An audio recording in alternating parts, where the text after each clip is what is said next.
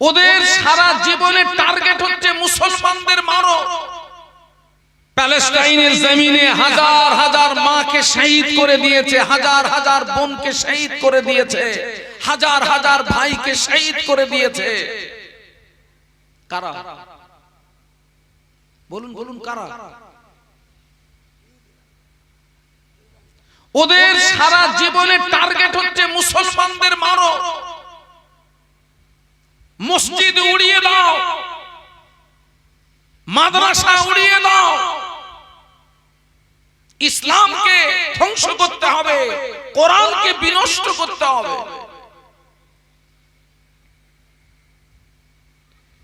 কিন্তু জেনে রাখবেন, আজও পর্যন্ত কেউ ইসলামের আলোকে নেভাতে পারেনি, কিয়ামত পর্যন্ত পারবে না। একটু সুবহানাল্লাহ বলুন, একটু মহব্বতে বলুন। বরং যারা এই পৃথিবীর জমিনে ইসলামের আলোকে নেভানোর চেষ্টা করেছে, আল্লাহ সুকৌশলে তারই ঘরেই আল্লাহ ইসলামের বাতি জ্বালিয়ে দিয়েছেন। ফেরাউনের সারা জীবনের চেষ্টা ছিল কি? বলুন, ইসলামের আলোকে নিভিয়ে দাও। আল্লাহ তার ঘরেই কাকে পাঠালেন? মুসা আলাইহিস সালামকে। একটু সুবহানাল্লাহ বলবেন না? তুই নিজে মানুষ কর। আবু জাহেলের সারা জীবনের চেষ্টা ছিল কলেমার আলোকে নিভিয়ে দেওয়া। সেই আবু জাহেলের ঘরেই আল্লাহ কলেমার বাতি জ্বালিয়ে দিয়েছিলেন। একটু মহব্বতে বলতে পারলি না বেটারা? আজকে দুঃখ আফসোস, যারা আমাদের নবীর লাশ তুলে আনতে গেল। এখানে আরো একটা জিনিস প্রমাণিত হয়, ইহুদিরাও কিন্তু বিশ্বাস করে আমাদের নবী কবরে জিন্দা। একটু মহব্বতে বলুন। ও বিশ্বাস, ও আকীদা তো আমাদেরও। আমাদের নবী শুধু কবরে জিন্দা নয় ছেলেরা, আমাদের নবী কবরে আযান এবং আকামাতের সঙ্গে নামাজ আদায় করে। শুধু জিন্দা নয়। আর মাত্র এক সপ্তাহের কাজ বাকি ছিল, আর এক সপ্তাহ মাটি খুঁড়তে পারলে ওরা বিশ্ব নবী পর্যন্ত পৌঁছে যেত। আমাদের নবীকে হেফাজত করেছেন কে? একটু জবান খুলে বলুন। আচ্ছা ছেলেরা, আমি তোমাদের কাছে জানতে চাচ্ছি, যারা আমাদের নবীকে তুলে আনতে গেল, ওরা আমাদের বন্ধু না আমাদের দুশমন? কিন্তু আমি যে প্রমাণ করিয়ে দেবো, আমরা তাদেরকেই বন্ধু বানিয়েছি। তুমি নবীর সামনে কি করে মুখটা দেখাবে বলো তো? পারলো না। ওই ইহুদিরা চক্রান্ত করেছিল, কোরআন বিনষ্ট করতে হবে, কোরআনকে ধ্বংস করে দিতে হবে। ও খড়গপুরের যুবকেরা, ও খড়গপুরের জওয়ানেরা, শুনে রেখে দাও, কোরআন পৃথিবীর জমিনে আসার পর থেকে আজও পর্যন্ত কেউ কোরআনকে বিনষ্ট করতে পারেনি, কিয়ামত পর্যন্ত পারবে না। কেননা কোরআন নাযিল করেছেন যিনি, কোরআন হেফাজতের দায়িত্ব নিয়েছেন তিনি। আল্লাহ কোরআন শরীফের ভিতরে বললেন, ইন্না নাহনু নাযালনা যিকরা ওয়া ইন্না লাহু লাহাফিজুন। আল্লাহ বললেন, নিশ্চয়ই কোরআন নাযিল করেছি আমি, এবং কোরআন হেফাজতের দায়িত্ব আমি আল্লাহ নিজেই গ্রহণ করেছি। এই যে মাঝে মাঝে আপনারা দেখেন না, কেউ কোরআনকে পদদলিত করছে, কেউ কোরআনের উপরে মদের বোতল রেখে দিয়েছে, কেউ কোরআনকে জ্বালিয়ে দিচ্ছে, পুড়িয়ে দিচ্ছে। কারা তারা? বলুন বলুন। সব ওই ইহুদির গোষ্ঠী। আল্লাহ কোরআন শরীফে এক জায়গায় বলেছেন, ইয়া আইয়ুহাল্লাযীনা আমানু লা তাত্তাখিযুল ইয়াহুদা ওয়ান নাসারা আউলিয়া। হে বিশ্বের ইমানদার সম্প্রদায়, খবরদার, তোরা যেন ইহুদি নাসারাদের সঙ্গে বন্ধুত্ব স্থাপন করবি না। ওরাই তো চক্রান্ত করেছিল আমাদের নবীকে তুলে আনা, ওরাই তো চক্রান্ত করেছিল কোরআনকে বিনষ্ট করা। পারেনি। তামাম পৃথিবীর জমিনে যত কোরআন শরীফ, সব কোরআন শরীফ গুলোকে নিয়ে আজকে রাতে যদি আটলান্টিক মহাসাগরে ডুবিয়ে দেওয়া হয়, তামাম পৃথিবীর জমিনে যত কোরআন শরীফ, ওই কোরআন শরীফ গুলোকে নিয়ে আজকে রাতে যদি পুড়িয়ে ছাই করে দেওয়া হয়, আল্লাহর নামে শপথ করে বলছি, আগামীকাল পূর্ব দিক দিয়ে সূর্য ওঠার আগে আবার নতুন কোরআন জন্ম নেবে। কেননা আল্লাহ পাক তামাম পৃথিবীর জমিনে তার লক্ষ লক্ষ বান্দা বান্দির সিনার ভিতরে কোরআন হেফাজত রেখেছে।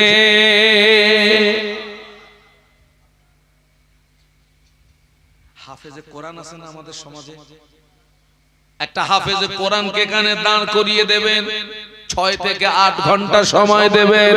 ওই ছেলেটা এক জায়গায় দাঁড়িয়ে দাঁড়িয়ে সূরা ফাতিহা থেকে মিনাল জিন্নাতি ওয়ান নাস, এক জায়গায় দাঁড়িয়ে দাঁড়িয়ে গোটা 30 পারা কোরআন তেলাওয়াত করে দেবে। একটু মহব্বতে বলেন না, আওয়াজ দিয়ে বলেন না। কোরআন শরীফ কত পারা? সূরার সংখ্যা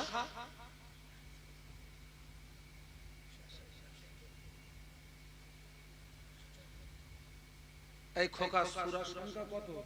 না বলতে পারলে বেরোবো বলো, হয় ওপেন মারামারি হবে। এই তোমরা কেউ বলবা না,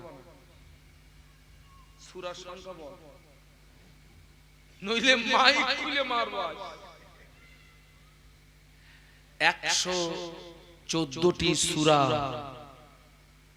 6666টি আয়াত। এখন একটু মুখস্থ করে নে। তোরা কি রাগ করলি নাকি? হ্যাঁ, তোদের সঙ্গে পারি? একটা ঘুষি মারলি হুজুর চিত না?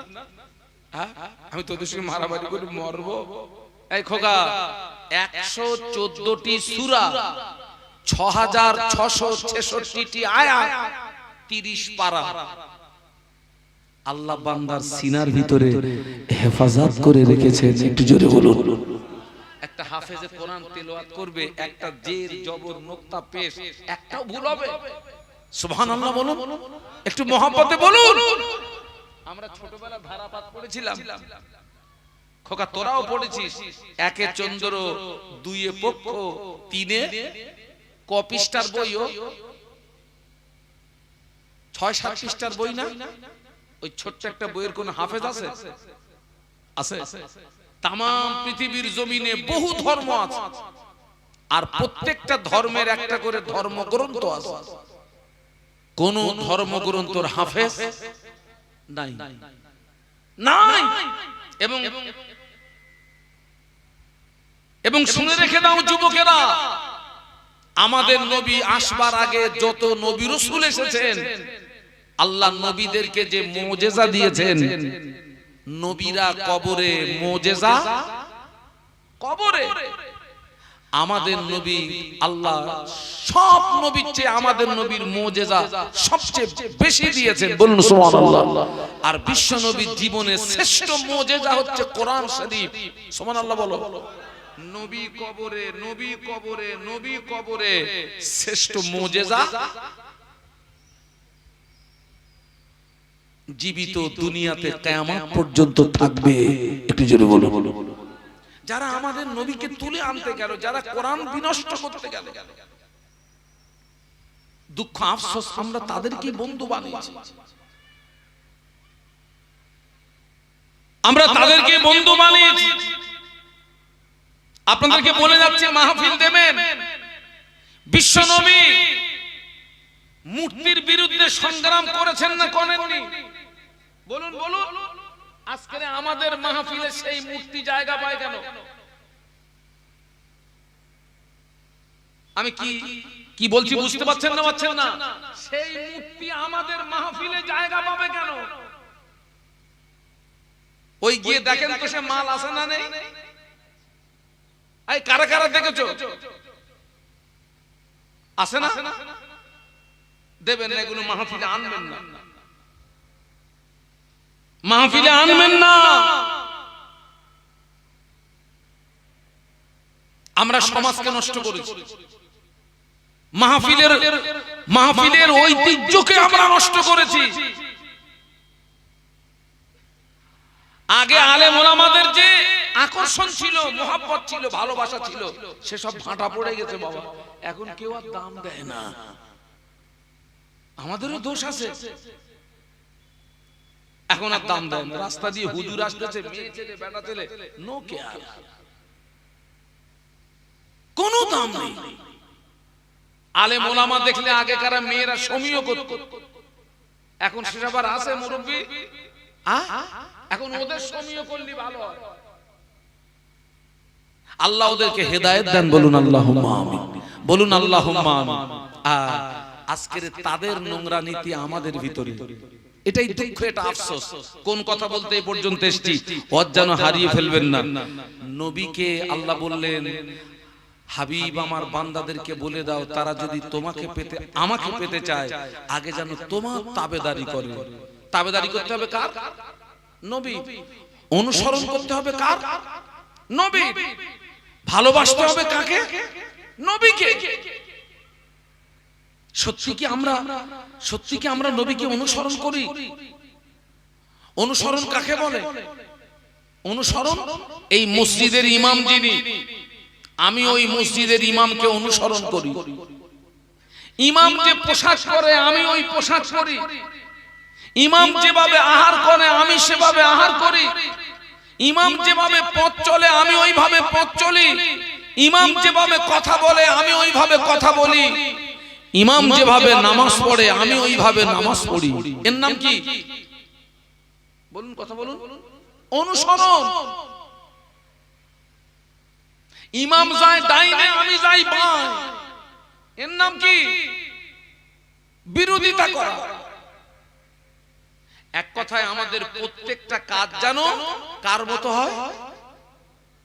সবাই মিলে বলুন, নবীর মতো হয়। সবাই মিলে বলুন, আমাদের প্রত্যেকটা কাজ যেন নবীর মতো হয়। সুবহানাল্লাহ বলুন। আমার পোশাকটা যেন নবীর মতো হয়। আমি অনেক জওয়ান যুবককে বলেছি, ছেলেরা সারা জীবন তো হজ শুনলি, এবার একটু মাথায় টুপি লাগা আর আল্লাহর রাস্তায় একটু মুখে দাঁড়ি রাখ। আমাকে জবাব দিচ্ছে, হুজুর আপনি তো আপনার মতন বলে যাচ্ছেন, মাথায় টুপি দিয়ে মুখে দাঁড়িয়ে রেখে সব জায়গায় যাওয়া যায় না, তুই কোথায় যাস? তো বলছে, হুজুর আমাকে থানায় যেতে হয়, কোর্টে যেতে হয়, রাইটার্স বিল্ডিং এ যেতে হয়, মাথায় টুপি দিয়ে মুখে দাঁড়িয়ে রেখে ও সব জায়গায় যাওয়া যায় না। ও ঠিক বলেছে না ভুল বলেছে? ও যে পোশাকে আছে ওই পোশাকে যাবে ওই তিনটে জায়গায়, আর আমি যে পোশাকে আছি এই পোশাকে ওই তিনটে জায়গায় যাব। ও সম্মান বেশি পাবে না, আমি সম্মান বেশি পাবো। গতকালকে আমি একটা ডাক্তারের কাছে গেলাম আমার স্ত্রীকে নিয়ে। আমার স্ত্রীকে নিয়ে একজন ডাক্তারের কাছে গেলাম, তিনি একজন অমুসলিম। অন্য পেশেন্টরা আসছে, মহিলারা এসছেন, তানাদেরকেও তিনি যেভাবে দেখলেন, আমার দৃষ্টিতে তিনি আমার স্ত্রীকে আলাদাভাবে দেখেছেন এবং আমার স্ত্রীকে তিনি মা বলে সম্বোধন করলেন। মা বলে সম্বোধন করলেন একজন অমুসলিম ডাক্তার। কেন? আমার স্ত্রীর পোশাকে, আমার স্ত্রীর আচার আচরণে ডাক্তার তাকে মা বলতে বাধ্য হয়েছে। বলছে, হুজুর মাথায় টুপি দিয়ে সব জায়গায় যাওয়া যাবে না, অত বড় দাড়ি, সব জায়গায় যাওয়া যায়?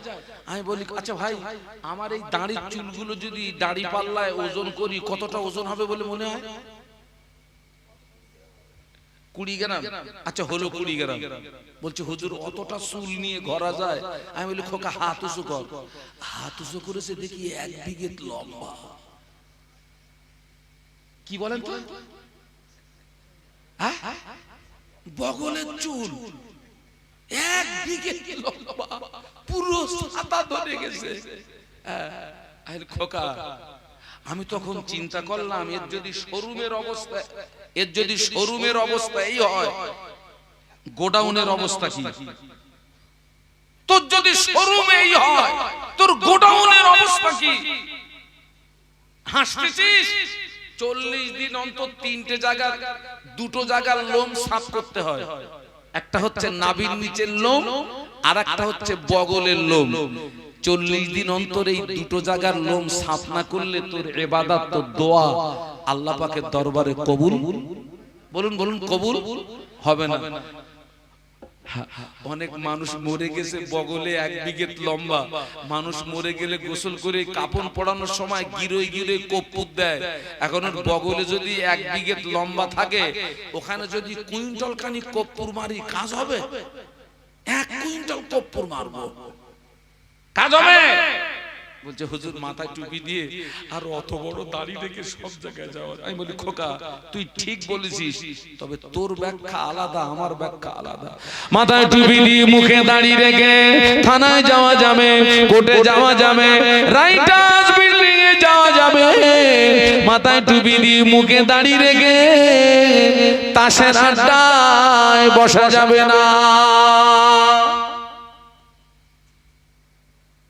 আজ পর্যন্ত কাউকে দেখেছেন মাথায় আপনার টুপি দিয়ে মুখে দাঁড়িয়ে রেখে তাস খেলতে দেখেছেন? মাথায় টুপি দিয়ে মুখে দাঁড়িয়ে রেখে থানায় যাওয়া যাবে, কোর্টে যাওয়া যাবে, রাইটার্স বিল্ডিং এ যাওয়া যাবে, গাঁজার আসনে যাওয়া যাবে না। কোন আসন? একটু জোরে বলেন বাবা। সমাজে গাঁজা চলতেছে না চলতেছে না? জানো সব পুরন টান টানতেছে গাঁজা গো। শুনেছি নাকি গাঁজা টানলে চোখ দুটো করেঙ্গার মতো লাল হয়। শুনেছি, গাঁজা কিরাম জীবনে দেখিনি। চোখ দুটো করেঙ্গার মতো লাল হয়, ব্রেন নাকি আউট অফ রেঞ্জ হয়ে যায়। বাড়ি গিয়ে নাকি অনেকে আবার বউরে বলে মা ভাত দাও, ব্রেনে কাজ করে না তো। কারে কি বলতেছে? মাথায় টুপি দিয়ে মুখে দাঁড়িয়ে রেখে থানায় যাওয়া যাবে, কোর্টে যাওয়া যাবে, রাইটার্স বিল্ডিং এ যাওয়া যাবে, মদের দোকানে ঢোকা যাবে না। একটু সুবহানাল্লাহ বলা যাবে? একটু মহব্বতে বল বাবা। এত সম্মান, এক কথায় নবীর আদর্শ বাস্তবে রূপ দেবেন, আল্লাহ আপনাকে গুনাহ থেকে বাঁচিয়ে দেবে। বলুন সুবহানাল্লাহ। আল্লাহ গুনাহ থেকে বাঁচিয়ে দেবে। মাথায় টুপি দিয়ে মুখে দাঁড়িয়ে রেখে লম্বা, মাথায় টুপি দিয়ে মুখে দাঁড়িয়ে রেখে লম্বা জামা গায়ে দিয়ে থানায় যাওয়া যাবে, কোর্টে যাওয়া যাবে, রাইটার্স বিল্ডিং এ যাওয়া যাবে, বেশ্যাখানায় যাওয়া যাবে না। আমি যদি মাথায় টুপি দিই, মুখে দাঁড়িয়ে রেখে লম্বা জামা গায়ে দিয়ে আমি যদি বেশ্যাখানায় প্রবেশ করি, ওরা আমায় বলবে চাচা এখানে এসেছেন কেন? তাড়াতাড়ি বেরিয়ে যান। পথিক যদি দেখতে পায় বেশ্যাবৃত্তি করার স্বাদ জনমের মতো মিটিয়ে দেবে। নবীর আদর্শ বাদ দিয়ে তুই অন্য পোশাকে যাবি, ওরা নিয়ে তোরে টানাটানি টানাটানি টানাটানি করবে। তুই আমার কাছে আয়, রেট কম আছে।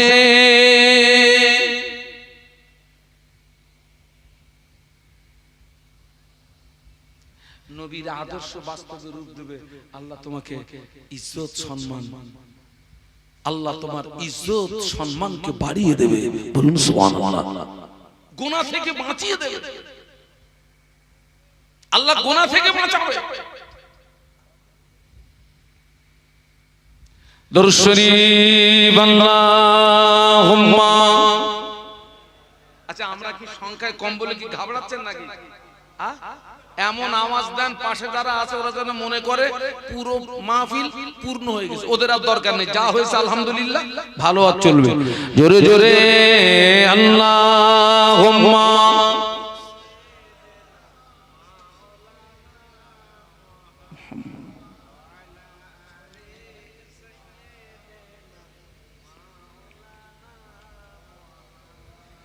इन हवाओं से कह दो ना आए इधर, मुझको खुशबू की कोई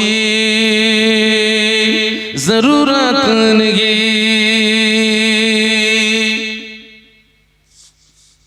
जिनकी खुशबू से महका है सारा जहां, खुशबू मदीने में मौजूद है। अल्लाहुम्मा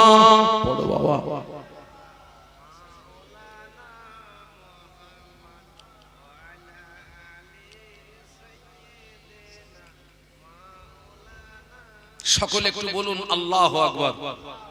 আমি আপনাদেরকে বলছি পারলে একটু একটু আমল করুন। সারা জীবন শুনেছেন মাথায় টুপি দেওয়াটা একটু অভ্যস্ত করুন। এই যে মাথায় টুপি দেওয়া কি বলুন সুন্নাত। সারা জীবন শুনেছেন, চেষ্টা করুন একটু মুখে দাঁড়ি রাখা।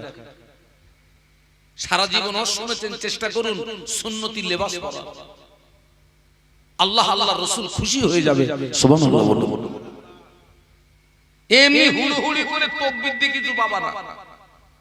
ও নারায়ে তাকবীর আল্লাহু আকবার ও দিয়ে কিছু পাবা না। প্র্যাকটিক্যালে আসে।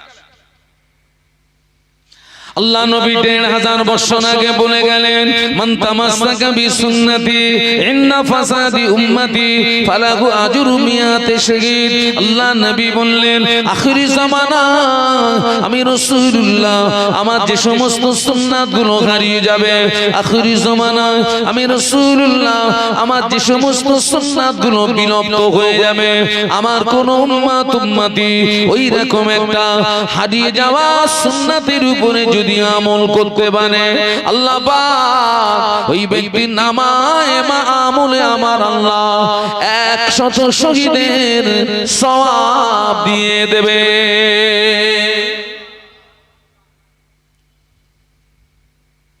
আল্লাহ রাসূল বলেন আখির জামানায় আমার যে সমস্ত সুন্নাতগুলো হারিয়ে যাচ্ছে, আমার যে সমস্ত সুন্নাতগুলো হারিয়ে যাবে, বিলুপ্ত হয়ে যাবে। আপনারা বলুন তো সালাম দেওয়া কি? সালাম দেওয়া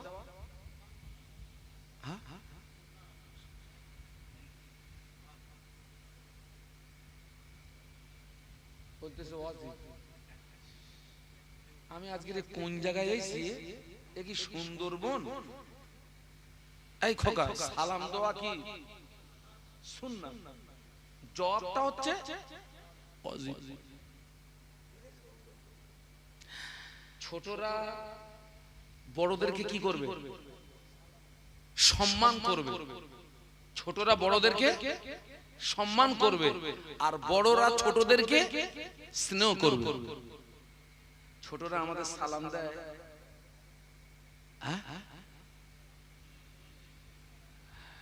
রাস্তা দিয়ে হুজুর যাচ্ছে, টুপিওয়ালা দাড়িওয়ালা একটা মুসলমান ভাই যাচ্ছে, সালাম দেয়,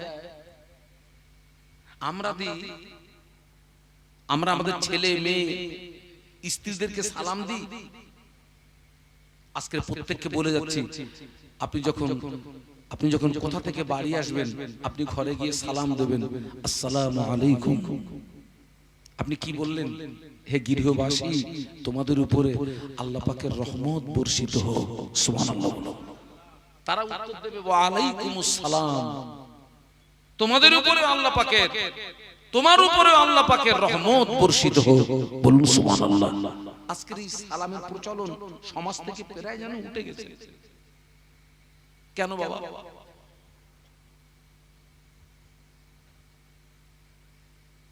আসল জায়গা থেকে আমরা অনেকটা দূরে সরে যাচ্ছি। একে অপরের সঙ্গে সালাম বিনিময় হবে।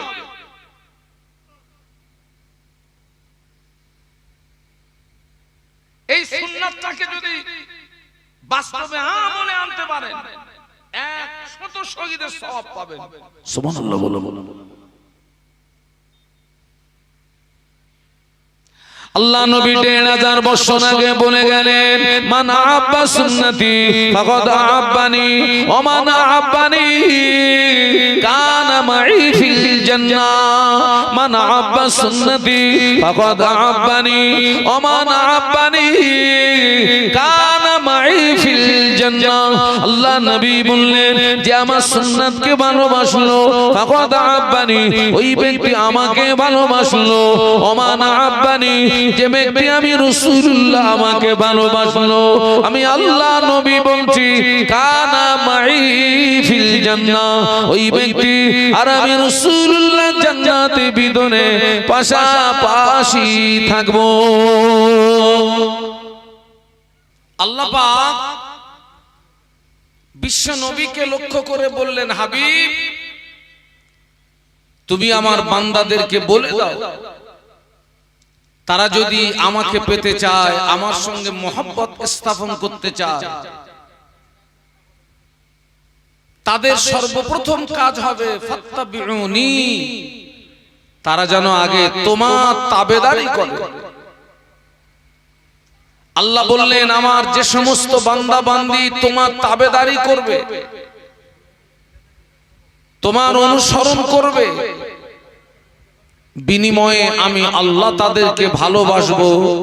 শুধু ভালোবাসবো না, আমি আল্লাহ পাক খুশি হয়ে তাদের জীবনের গুনাহগুলোকে মাফ করে দেব। মহব্বতের সঙ্গে বলুন। কোরআন শরীফের এই আয়াতে শরীফার দ্বারাতে আমরা স্পষ্ট প্রমাণিত, নবীকে বাদ দিয়ে রব পাওয়া যাবে না, নাজাত পাওয়া যাবে না, জান্নাত পাওয়া যাবে না। আজকে আমার সামনে আপনারা যারা বসে আছেন, আপনারা সকলে ওই নবীর ভালোবাসার দাবিদার, আমিও ওই নবীকে ভালোবাসার দাবিদার। কিন্তু আমাদের এই দাবির বাস্তবতা কতটা, আমাদের এই দাবির সত্যতা কতটা? নবী পাকের একজন সাহাবী আল্লাহ নবীকে জিজ্ঞাসা করেছিলেন, ইয়া রাসূলুল্লাহ হাবিবাল্লাহ মাতা সা, হুজুর কিয়ামত কবে হবে? একজন সাহাবী নবীকে জিজ্ঞাসা করলেন, ইয়া রাসূলুল্লাহ হুজুর আপনি বলুন তো কিয়ামত কবে হবে? আল্লাহ নবী ওই সাহাবীকে ঘুরিয়ে বলেছিলেন, ও বাবা সাহাবী, তুমি কিয়ামতের সংবাদ নিচ্ছ, কিয়ামতের খবর নিচ্ছ, কিয়ামতের জন্য কি অর্জন করেছো বলো, কিয়ামতের জন্য কি সঞ্চয় করেছো বলো। ওই সাহাবী জবাব দিয়েছিলেন, ইয়া রাসূলুল্লাহ হাবিবাল্লাহ আমি কিয়ামতের জন্য কিছুই অর্জন করতে পারিনি, আমি কিয়ামতের জন্য কিছুই সঞ্চয় করতে পারিনি, তবে আমি আল্লাহ আল্লাহর রাসূলকে ভালোবেসেছি। আমি কিয়ামতের জন্য কিছু অর্জন করতে পারিনি, কিছুই আমার নেই, তবে আমি আল্লাহ আল্লাহ রাসূলকে বলুন বলুন। দাবিটা কার? সাহাবীর দাবি। আল্লাহ রাসূল কি বলছে দেখুন। আল্লাহ নবী জবাব দিয়েছিলেন, ও বাবা সাহাবী, তোমার দাবি যদি সত্য হয়, আমি আল্লাহ নবী বলছি কিয়ামতের ময়দানে ওই দাবি তোমাকে নাজাত করিয়ে দেবে। সুবহানাল্লাহ। কি যদি সত্য হয়? কিসের দাবি? আল্লাহ আল্লাহ রাসূলের ভালোবাসার দাবি।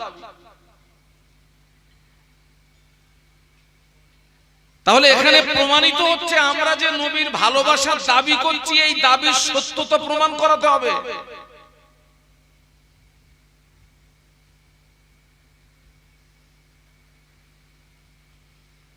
আল্লাহ নবী ১৫০০ বছর আগে বললেন, লা ইউমিনু আহাদুকুম হাত্তা আকুনা আব্বা ইলাইহি মিন ওয়ালিদিহি ওয়া ওয়ালাদিহি ওয়ান নাস আজমাইন। একটু বলুন আল্লাহু আকবার, আর একটু জবান খুলে বলুন। আল্লাহ বললেন, লা ইউমিনু আহাদুকুম হাত্তা আকুনা আহাব্বা ইলাইহি মিন ওয়ালিদিহি ওয়া ওয়ালাদিহি ওয়ান নাস আজমাইন, আও কামা ক্বালা আলাইহিস সালাম। আল্লাহর নবী বললেন, তোমরা ততক্ষণ পূর্ণাঙ্গ মুসলমান হতে পারবে না যতক্ষণ না পর্যন্ত তোমার পিতা, তোমার সন্তান এবং সমস্ত মানুষ অপেক্ষা আমি রাসূল আমাকে না ভালোবাসবে, আমার পিতা, আমার সন্তান, সমস্ত মানুষ অপেক্ষা যতক্ষণ পর্যন্ত বিশ্ব নবীকে না ভালোবাসতে পারছি, ততক্ষণ পর্যন্ত নিজেকে পূর্ণাঙ্গ মুসলমান হিসাবে পরিচয় দেওয়া যাবে না। আচ্ছা, সত্যি কি আমরা আমাদের পিতা, আমাদের সন্তান, সমস্ত মানুষ অপেক্ষা সত্যি কি আমরা নবীকে ভালোবাসি?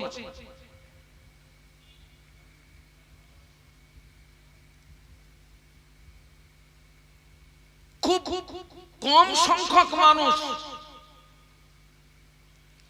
এই হাদিস শরীফের বাস্তবতার সঙ্গে তাদের জীবনের মিল আছে, আর ঢের সংখ্যক মানুষ এই হাদিস শরীফের সঙ্গে আমাদের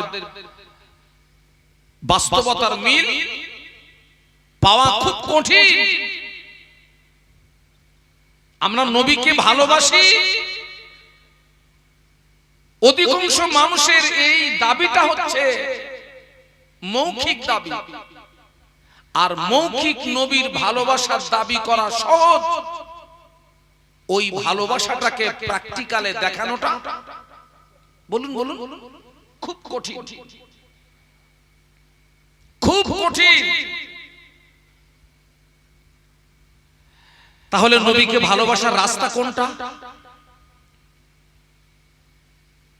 বাস্তবে নবীকে ভালোবাসার রাস্তা কোনটা? কোন রাস্তায় গেলে বাস্তবে আমি আল্লাহ আল্লাহ রাসূলকে ভালোবাসব? আল্লাহ পাক কোরআন শরীফের ভিতরে বললেন, লাকাদ কানা লাকুম ফি রাসূলিল্লাহি উসওয়াতুন হাসানা। একটু সুবহানাল্লাহ বলুন, একটু মহব্বতে বলেন না। আমি আল্লাহ পাকের কোরআন শোনাচ্ছি তো, নবীর হাদিস শোনাচ্ছি তো। আলিফ লাম মিম, আলিফ হারফুন, লাম হারফুন, মিম হারফুন, তিনটি হরফ। যে ব্যক্তি কোরআন শরীফের তিনটি হরফ উচ্চারণ করলো, আল্লাহ তার নামায় আমলে 30টা নেকি দিয়ে দেয়। আল্লাহ বললেন, লাকাদ কানা লাকুম ফি রাসূলিল্লাহি উসওয়াতুন হাসানা। আল্লাহ বললেন, আমি আমার হাবিব নবী মুহাম্মদ সাল্লাল্লাহু আলাইহি ওয়াসাল্লামকে পৃথিবীর জমিনে উত্তম আদর্শের নমুনা করে পাঠিয়েছি। একটু বলুন সুবহানাল্লাহ। ছেলেরা আমার দিকে তাকাও বেটা।